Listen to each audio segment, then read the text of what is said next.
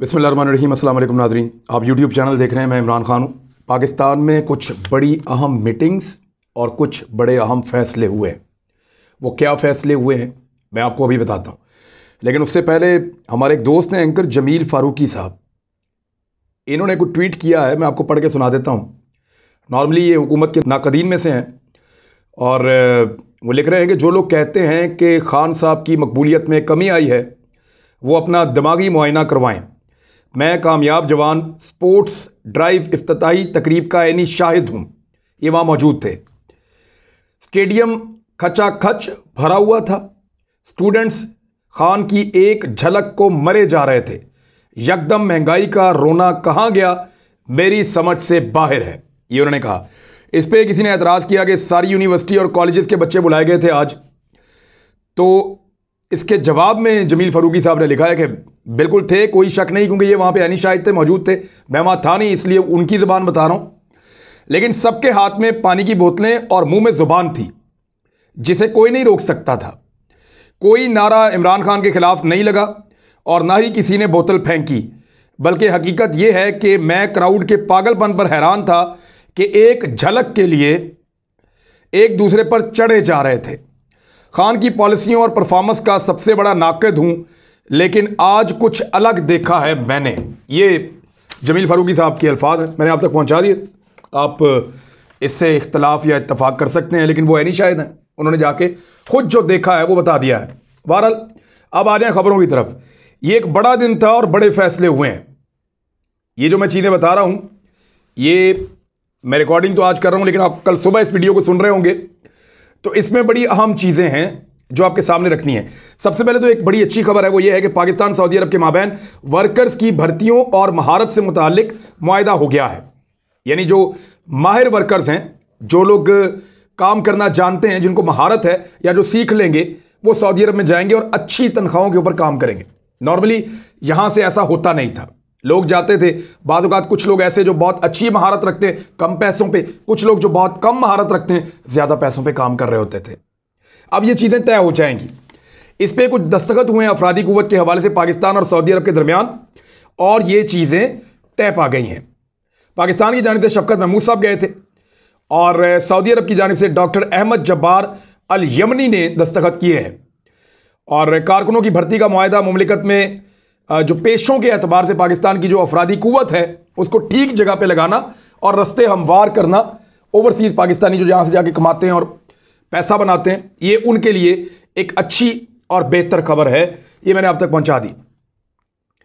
पाकिस्तान ने national action plan का जायज़ा लिया है दोबारा से, और ये इस वक्त बहुत ज़रूरी था। पाकिस्तान ने ये क्यों किया? क्योंकि श्रीलंकन शहरी के साथ जो वाक़या हुआ है उसके बाद ये बहुत ज़रूरी था। हुकूमत का सियालकोट वाक़े के बाद नेशनल एक्शन प्लान का जायज़ा लेने का फ़ैसला। इसमें इंसानी हकूक़ की वजारत ने कहा है कि हमें अपने कवानीन का दोबारा जायज़ा लेना है और देखना है कि नेशनल एक्शन प्लान में कहाँ तक अमल दरामद हुआ है। यहाँ कवानीन मौजूद थे और कई कवानीन हमारी हुकूमत से पहले के थे, लेकिन गुज़िश्ता हुकूमतों ने उन पर अमल दरामद नहीं करवाया।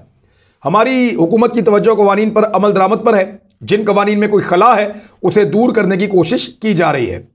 कानून नाफिज हो, सख्ती से हो और जल्द अज जल्द हो, ताकि कौम और दुनिया को सही पैगाम जाए। जो शहरी इस किस्म के काम करे तो पाकिस्तान उसकी मजम्मत करता रहे और सज़ा देता रहे। ये पाकिस्तान में एक्चुअली होना ये चाहिए। असल चीज़ ये है कि अब हमें एक्शन लेना है, अपने कवानीन का दोबारा जायज़ा लेना है और देखना है कि नेशनल एक्शन प्लान पर कहाँ तक अमल दरामद हुआ और कहाँ अमल दरामद नहीं हो रहा। माशरे में बढ़ती हुई इंतहा पसंदी के खिलाफ नेशनल एक्शन प्लान को नाफिज करना है, जो साने आर्मी पब्लिक के बाद तश्कील दिया गया था। लेकिन पिछली हुकूमत के जो 2 साल थे उसमें उनके पास टाइम था, लेकिन उन्होंने इसका आगाज़ ही नहीं किया।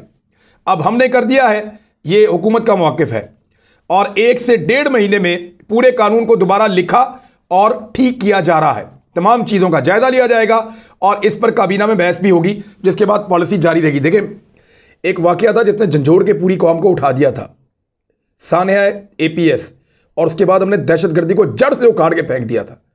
दुनिया में कोई मुल्क वो नहीं कर पाया जो हमने कर दिया था उसके बाद।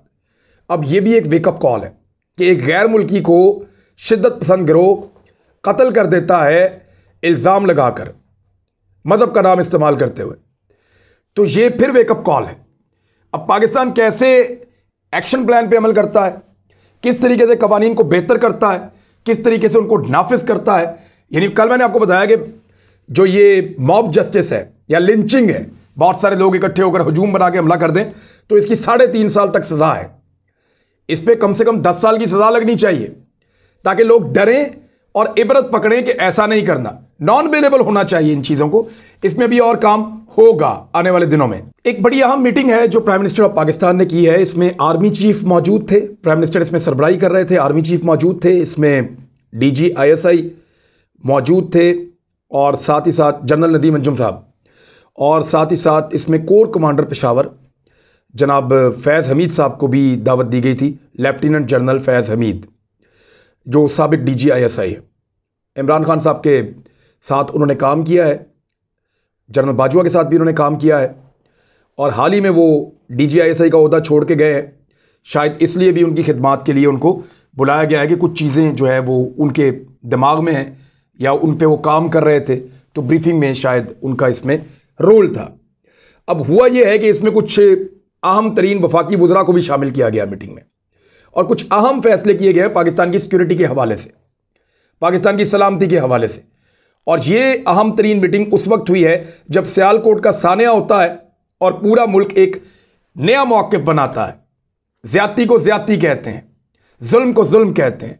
तो ये सारे इकट्ठे होते हैं और बैठ के एक फ़ैसला करते हैं, और इसमें ज़राए के मुताबिक मुलाकात में अफ़गानिस्तान की मौजूदा सूरत हाल पर भी गौर किया गया, जबकि पाक अफ़गान बॉर्डर के उमूर भी इसमें ज़ेर बहस आए हैं। क्योंकि जनरल फैज़ अब चले गए हैं कोर कमांडर पेशावर, ये चीज़ें उनकी रिस्पॉन्सिबिलिटी में आ जाएंगी, और इससे पहले वो DG ISI भी थे, तो उनका ये बड़ा इम्पॉर्टेंट था इस मीटिंग के अंदर रहना। और इमरान खान साहब ने, आर्मी चीफ ने, DG ISI ने, वफाकी वज़रा ने और कोर कमांडर पेशावर ने सिक्योरिटी के हवाले से सानिया सियालकोट के बाद ये जो मीटिंग ली है ये बहुत इम्पॉर्टेंट है। उसके अलावा मुल्की तारीख में पहली मरतबा कौमी सलामती पॉलिसी का मुसव्वदा तैयार कर लिया गया है। ये मुसव्वदा है क्या, ये मैं आपको बताता हूँ। पार्लियामेंट की कौमी सलामती कमेटी के इजलास में वज़ीर आज़म के मुशीर बराए कौमी सलामती डॉक्टर मुईद यूसुफ, उन्होंने कौमी सलामती पॉलिसी के मुसव्वदे के हवाले से ब्रीफिंग दी है। स्पीकर असद कैसर की ज़ेर सदारत पार्लिमानी कौमी सलामती कमेटी के इजलास का अपोजिशन ने पहले ही बाइकआउट कर दिया था, अपोजिशन इसका हिस्सा ही नहीं बनी। ताहम चंद हुकूमती वज़रा भी गायब थे, लेकिन ज़्यादातर लोग इसके अंदर शामिल थे। इजलास में वफाकी वज़ीर ये जो इंसानी हकूक़ हैं शेरी मज़ारी वो मौजूद थी, फिर सेनेटर शहजाद वसीम, खालिद मकबूल सिद्दीकी और सायरा बानो, कामिल अली आगा, सेनेटर अनवारुल हक काकड़, फैसल सब्जवारी और आलिया हमजा और दीगर लोग इसमें शामिल थे। इजलास में ब्रीफिंग देते हुए मुईद यूसुफ ने बताया कि पहली मरतबा नेशनल सिक्योरिटी पॉलिसी का ड्राफ्ट तैयार किया गया है, जिसे नेशनल सिक्योरिटी डिवीज़न ने तैयार किया है। मुसव्वदे में मुल्की सलामती की गाइडलाइन शामिल है, यानी पाकिस्तान ने एक बुनियादी पॉलिसी बना ली है कि हमारी कौमी सलामती है क्या और उसकी पॉलिसी होनी क्या चाहिए। कौमी सलामती में कौन कौन सी चीज़ें हैं जो बहुत ज़रूरी हैं, उसमें नंबर 1 के ऊपर रखा है मईशत की सिक्योरिटी। यानी जो सबसे इंपॉर्टेंट चीज़ बताएगी मईशत है तो सब कुछ है। यानी UAE के पास मईशत अच्छी है, 80 रफाल तैयारे ले रहा है वो फ्रांस से। सऊदी अरब की मईशत अच्छी है, फौज ना भी हो तो वो दुनिया में बहुत इज्जत और मुकाम है उसका। तो मईशत बेहतर होना मेन चीज़ है, तो मईशत की सिक्योरिटी ये पहली चीज़ है। फूड सिक्योरिटी बहुत इंपॉर्टेंट है कि खुराक के अंदर खुद कफील बना जाए, बहुत ज़रूरी है, इसकी पॉलिसी बाकायदा बनाई गई है। मिलिट्री सिक्योरिटी ये तीसरे नंबर पर लाया गया है इसको, कि फ़ौज इतनी मजबूत हो आपकी कि आपकी सरहदों की हिफाजत, आपके मुल्क के अंदर हिफाजत, दाखिली मामलात, इन सारों के अंदर जहाँ जहाँ पे मिलिट्री की ज़रूरत है, मिलिट्री इतनी मजबूत होगी, इसके ऊपर भी एक पॉलिसी। ये 3 चीज़ें हो गई। चौथे नंबर पे पानी की सिक्योरिटी, जो आने वाले वक्त का सबसे बड़ा मसला है। डैम्स बनाने हैं, इंडिया से अपने पानी का हिस्सा लेना है, अपने पानी को स्टोर करना है, पानी को ज़ाया होने से बचाना है, ज़ेरे ज़मीन पानी को ख़त्म नहीं होने देना। ये वो सारे इकदाम हैं जो पाकिस्तान को उठाने होंगे। ये पानी की सिक्योरिटी के हवाले से भी, यानी ये नेशनल सिक्योरिटी का हिस्सा है, कौमी सलामती का मामला है पानी, इसको बाकायदा पॉलिसी के तहत शामिल करके इस पर एक गाइडलाइन बनाई गई है। पानी के बाद आ जाता है खारजा पॉलिसी। ये भी बहुत ज़रूरी है। आपके दुनिया के साथ ताल्लुकात कैसे हैं, किस तरीके से आप दुनिया के साथ चलते हैं और उसकी गाइडलाइन क्या होनी चाहिए, इस पर भी काम किया गया है। आबादी में इजाफा, इसको शामिल किया गया है नेक्स्ट में, यानी आबादी में इजाफा। और ये वाकई एक बहुत बड़ा खतरा है। पाकिस्तान 22 करोड़ से ज़ायद आबादी पाकिस्तान की हो चुकी है और हमारा रकबा उतना बड़ा नहीं है, हमारे वसाइल उतने ज़्यादा नहीं हैं, हम खुराक उतनी पैदा नहीं करते, हम अद्वियात उतनी बना नहीं सकते, हमारी प्रोडक्शन उतनी बड़ी नहीं है, हमारा मुल्क उतना अमीर नहीं है। हम उन मुल्कों के अंदर शामिल होते हैं जहां आबादी बहुत तेज़ी से बढ़ रही है और आबादी के इस तेज़ी से इस तरीके से बढ़ने की वजह से पाकिस्तान के ऊपर, पाकिस्तान की मईशत के ऊपर दबाव पड़ रहा है। तो आबादी भी एक बहुत बड़ा मसला है जिसके ऊपर पहली मरतबा उसको शामिल किया गया है कौमी सलामती के इशू में। यानी अगर आप देखें तो, और आखिर के अंदर दहशतगर्दी को रखा गया है। यानी दहशतगर्दी एक बहुत बड़ा मसला रहा पाकिस्तान का, पूरी डॉक्ट्राइन तब्दील करनी पड़ी पाकिस्तान की फ़ौज की, लेकिन दहशतगर्दी को आखिर में रखा गया है कि अब वो इतना बड़ा अफरियत या इतनी बड़ी प्रॉब्लम नहीं है पाकिस्तान के लिए। इसमें शिद्दत पसंदी को भी रखना चाहिए, वो दहशतगर्दी के अंदर ही एडजस्ट हो जाएगा कहीं पे। लेकिन इसकी ज़रा तरतीब आप एक दफ़ा फिर सुन लें कि पाकिस्तान ने जो नई कौमी सलामती की एक गाइडलाइन बनाई है उसके मुताबिक सबसे नंबर 1 पे मईशत, नंबर 2 के ऊपर खुराक, उसके अंदर खुद कफील होना है, नंबर 3 के ऊपर एक मजबूत फौज मिलिट्री, नंबर 4 के ऊपर पानी की सिक्योरिटी, वाटर रिसोर्सेज उनको बचाना है, पानी को सेव करना है, नंबर 5 खारजा पॉलिसी, दुनिया के साथ ताल्लुकात, नंबर 6 आबादी में इजाफा, उसको कैसे रोकना है, और 7वें नंबर पे इसमें दहशतगर्दी शामिल है। जबकि इसी पॉलिसी के अंदर कश्मीर के ऊपर भी एक गाइडलाइन मौजूद है पूरी, और इसी पॉलिसी के अंदर अफगानिस्तान की सूरत हाल और खित्ते के दीगर ममालिक से ताल्लुकात भी शामिल हैं, इवन भारत के साथ, नेपाल के साथ, भूटान के साथ, चाइना के साथ, Afghanistan, Iran, central Asia, Pakistan कैसे चलेगा मुस्तकबिल में, ये सारी चीज़ें इसके अंदर शामिल हैं। नेशनल सिक्योरिटी पॉलिसी में जो मुताल्लिका वजारतें हैं, यानी जिस जिसकी वजारत है, जहाँ जहाँ पे वो सब्जेक्ट जाता है, यानी जो चीज़ें जाती हैं वजारत दाखिला के पास, वहाँ जो बहबूद आबादी के पास वो वहाँ, जो वाटर रिसोर्सेज के पास जाती है वजारत पानी और बिजली वो वहाँ पे, जो फूड सिक्योरिटी है वो वहाँ पे जाएगा मामला, मईशत का वजारत ख़जाना और दीगर जो मुख्तलिफ महकमे हैं वहाँ पे। तो जो जो वजारत जिस जिस सिक्योरिटी के एलिमेंट के लिए या कौमी सलामती की पॉलिसी के जिस जिस हिस्से के लिए जो जो वजारत जिम्मेदार है, उन वजारतों को ये चीज़ें दी जाएंगी, ये गाइडलाइन दी जाएगी और इस गाइडलाइन की रोशनी में वो पाकिस्तान को आगे बढ़ाएंगे। ये है यूनिफाइड एफर्ट। थिंक टैंक बैठे, उन्होंने बैठ के एक पूरी नेशनल सिक्योरिटी पॉलिसी पहली मरतबा पाकिस्तान की तारीख के अंदर तय कर दी है। वजारत दाखिला के अंडर ये है, पानी और बिजली के अंडर ये है, खारजा के अंडर ये है और खुराक के अंडर ये है। तो जिस जिसकी जो जिम्मेदारी है, आबादी वालों के अंडर ये है, ख़जाना के अंडर ये है। तो इस तरीके से ये सारी पॉलिसी तरतीब पाई है। जबकि कश्मीर और अफगानिस्तान के मामलात और दीगर चीज़ें भी इसका हिस्सा है और अपनी अपनी वजारतें इसके ऊपर अमल दरामद करवाएंगी इस पॉलिसी पे।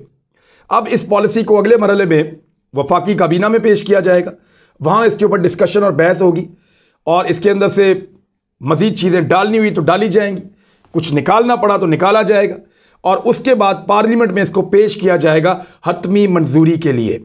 तो इस तरह पाकिस्तान पहली मरतबा अपनी खुद की बनाई हुई नेशनल सिक्योरिटी पॉलिसी अडॉप्ट करने जा रहा है। इससे पहले हम एडहॉक बुनियादों पे चल रहे थे, कोई इसने कह दिया वो कर लिया, जो उसने कह दिया वो कर लिया, कुछ अमेरिका ने बता दिया, कुछ किसी दोस्त मुसलमान मुल्क ने बता दिया, कुछ हालात का तकादा था वो कर लिया, सर पे पड़ी तो ये भी कर लिया। लेकिन अब एक पॉलिसी बनने जा रही है, उम्मीद करते हैं कि ये पॉलिसी पाकिस्तान को आगे बढ़ने में मदद देगी। एक खबर जाते जाते मैं आपको सुनाऊं, आपको पता है कि श्रीलंकन ने पाकिस्तानियों को कितनी आंखें दी हैं? श्रीलंकन ने पाकिस्तानियों को 35,000 आंखें दी हैं। 35,000। सबसे ज़्यादा दुनिया में अपनी आंखें डोनेट करते हैं श्रीलंकन। मरने से पहले वो पहले लिख देते हैं कि जब हम मर जाएं तो हमारी आंखें जो हैं वो फौरी तौर पे निकाल के किसी ऐसे शख्स को डोनेट कर दी जाएं जिसको वो लगें तो वो दुनिया को देखना शुरू हो जाए। जो नाबीना हो, ना देख सकता हो, उसको हमारी आंखें दे दी जाएं। सबसे ज़्यादा श्रीलंकन पूरी दुनिया में आंखें डोनेट करते हैं, मरने से पहले वो लिखवा देते हैं। 83,200 आंखें आज तक उन्होंने डोनेट की हैं, उनमें से 35,000 पाकिस्तान ने ली हैं। यानी पाकिस्तान दुनिया का वो मुल्क है जिसने 40% श्रीलंका की जो आंखें डोनेट हुई हैं वो हासिल की हैं, लेकिन इसके बावजूद हमारी अपनी आंखें नहीं खुली। हम आज भी बसारत से महरूम हैं जिस तरह की हरकत हमने उनके साथ की है। सिर्फ ये इन्फॉर्मेशन थी, मैंने कहा आप तक पहुंचाऊं, शायद इससे हमें कुछ और सोचने में मदद मिले। अब तक के लिए इतने, अपना ख्याल रखिएगा, अपने इस चैनल का भी। अल्लाह हाफिज़।